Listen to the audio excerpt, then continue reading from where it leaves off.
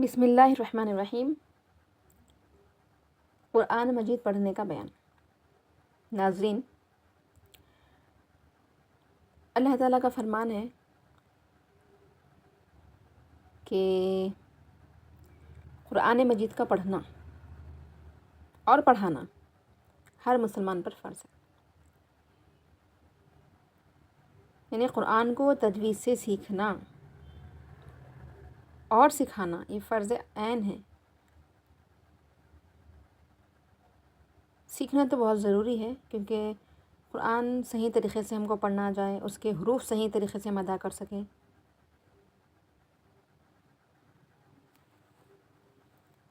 مسئلہ، قرآن شریف کو صحیح پڑھنا واجب ہے۔ ہر حرف کو ٹھیک ٹھیک پڑھے۔ حمزہ اور عین میں جو فرق ہے اسی طرح بڑی ح اور ہا میں اور ذال ظا ضاد میں اور سین صاد ثا میں ٹھیک نکال کے پڑھیں۔ ایک حرف کی جگہ دوسرا حرف نہ پڑھیں، یعنی ہم مخرج سیکھیں گے، تجوید سے قرآن پڑھنا سیکھیں گے، تب جا کے ہم کو یہ الفاظ، یہ حروف نکالنے صحیح طریقے سے آئیں گے۔ اگر ہم صحیح سے تجوید نہیں سیکھیں گے، تجوید ہم کو کچھ نہیں آئے گا۔ مسئلہ، اگر کسی سے کوئی حرف نہیں نکلتا، جیسے ح کی جگہ ہا پڑھتی ہے، یا عین نہیں نکلتا، یا ثا سین صاد سب کو سین ہی پڑھتی ہے۔ دیکھیں ناظرین، جب ہم ثا پڑھتے ہیں تو زبان تھوڑی باہر نکال کر ثا پڑھنا چاہیے۔ سین میں سیٹی کی آواز ہونا چاہیے، جیسا کہ سین۔ صاد میں بھی سیٹی کی آواز ہونا چاہیے، لیکن صاد کو تھوڑا موٹا پڑھا جاتا ہے، جیسے صاد۔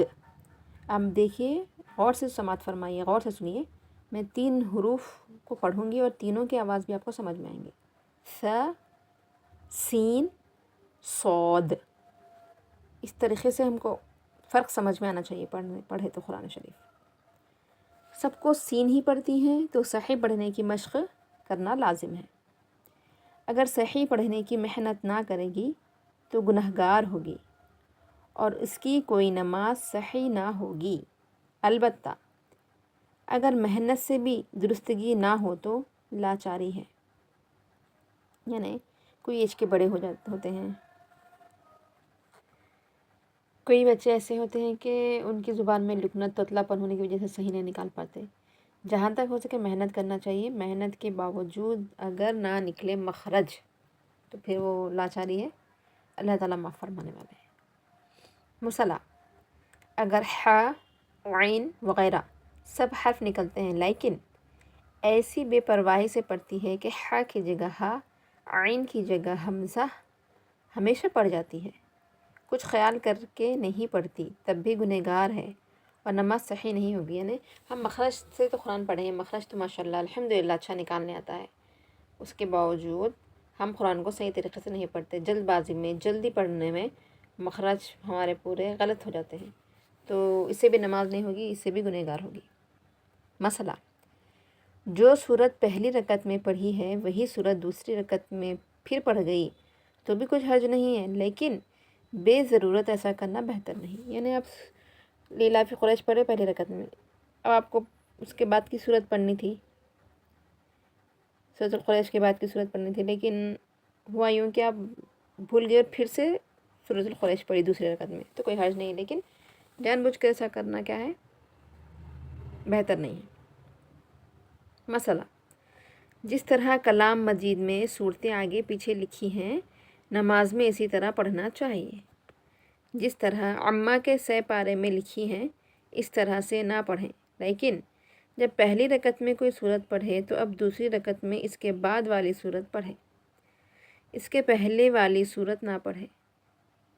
جیسے کسی نے پہلی رکعت میں قل یا ایھا الکافرون پڑھی تو اب اذا جاء یقل هو اللہ یقل اعوذ برب الفلق یقل اعوذ برب الناس پڑھے، اور الم تر کیف فعل اور لإلاف قریش وغیرہ اس کے اوپر کی صورتیں نہ پڑھیں، کہ اس طرح پڑھنا مکروہ ہے، لیکن اگر بھولے سے اس طرح پڑھ جائے تو مکروہ نہیں ہے۔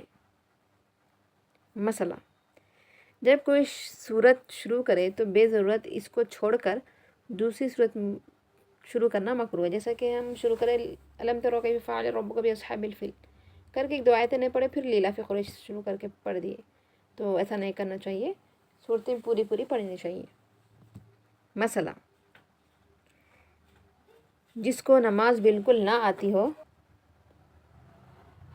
یا نئی نئی مسلمان ہوئی ہو، وہ سب جگہ سبحان اللہ وغیرہ پڑھتی رہے تو فرض ادا ہو جائے گا، لیکن نماز برابر سیکھتی رہے.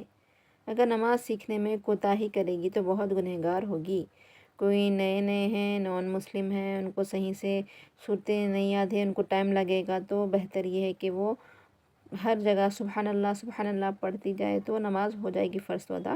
لیکن بہتر ہے کہ جلد از جلد وہ نماز کو سیکھے. اور اس کے علاوہ جو مسلم گھرانے کی ہماری جو بیٹیاں ہیں، جو بہنیں ہیں، جو مائیں ہیں، ان تمام کو بھی مطلب تجوید کے ساتھ قرآن کا پڑھنا فرض ہے. اور نماز کو صحیح طریقے سے ادا کرنا، صحیح طریقے سے صورتوں کے مطلب معلومات کرنا، کون سی صورت کب پڑھنا چاہیے، کون سی صورت کب نہیں پڑھنا چاہیے. نہیں پڑھنے کا مطلب پہلی رکعت میں بڑی صورت پڑھے، دوسری رکعت میں چھوٹی صورت پڑھے. اس طریقے سے نماز کو صحیح طریقے سے صحیح ادا کرے. دیکھیے میری پیاری ماں اور بہنوں، الدین یسرن یعنی دین کیا ہے، بہت ہی آسان ہے، لیکن دین بہت باریک بھی ہے. چھوٹے چھوٹے مسئلے اگر آپ صحیح سے معلوم نہیں کریں گے تو آپ کی پوری نماز خراب ہو جائے گی، اکارت چلے جائے گی. تو ان مسئلوں کا جاننا بہت ضروری ہے. جہاں تک ہو سکے کوشش کیجئے کہ خواتین حضرات تمام مسئلوں کو جانیے، بحث زیور پڑھیے، حدیث وغیرہ کی کتابیں پڑھیے، معلومات کیجئے، تاکہ ہمارا دین بہتر ہو جائے، ہمارا دین آسان ہو جائے ہمارے اوپر، اور اللہ پاک ہم سے راضی ہو جائے، اور اللہ پاک ہمیں قبول فرمائے، اور ہمارے جو اعمال ہیں وہ اللہ تعالیٰ کے پاس پہنچے، اس کے بارگاہ میں، اور ہمارے نجات کا ذریعہ بنے. جہاں تک ہو سکے معلومات آگے بڑھائیے گا، دین سیکھیے گا اور سکھائیے گا. اور نئے ہیں چینل پہ تو اس کو سبسکرائب کیجیے گا، لائک کیجیے گا، شیئر کیجیے گا. اگر مزید آپ کو کچھ معلومات کرنے ہیں تو کمنٹ میں آپ لکھ سکتی ہیں. انشاءاللہ ہم کوشش کریں گے آپ کو صحیح جواب دینے کی انشاءاللہ تعالی. تو عزیز بہنوں، اس کام پہ بہت محنت کیجیے گا قرآن پڑھنے پہ، کیونکہ دنیا کے جو ساتھی، جو دوست ہیں، سب ہمارا ہاتھ چھوڑ دیتے ہیں بس دنیا میں رہنے تک ہی. جب قبر تک کوئی جاتے ہیں، قبرستان سے سب ٹاٹا بائے بائے کرتے ہیں. قبرستان میں پہنچنے کے بعد کوئی کسی کا نہیں ہوتا. لیکن ایک چیز ہے جو ہمارے زندہ رہنے پر بھی ہمارے ساتھ ہے اور ہمارے مرنے کے بعد بھی ہمارے ساتھ ہے، وہ ہے قرآن شریف. کیونکہ جب مومن مرتا ہے تو قرآن شریف وہ واحد ہمارا دوست ہے جو آ کے اللہ تعالیٰ کے بارگاہ میں ہمارے لیے ٹھہر جاتا ہے. کہتا ہے کہ اگر اسے ڈالا تو مجھے بھی ڈالنا، کیونکہ یہ دنیا میں مجھے کبھی اکیلا نہیں چھوڑا، میں اس کو قبر میں اکیلا نہیں چھوڑوں گا. تو لہٰذا جہاں تک ہو سکے قرآن کو اچھے سے پڑھنے کی کوشش کیجیے. جزاک اللہ خیر.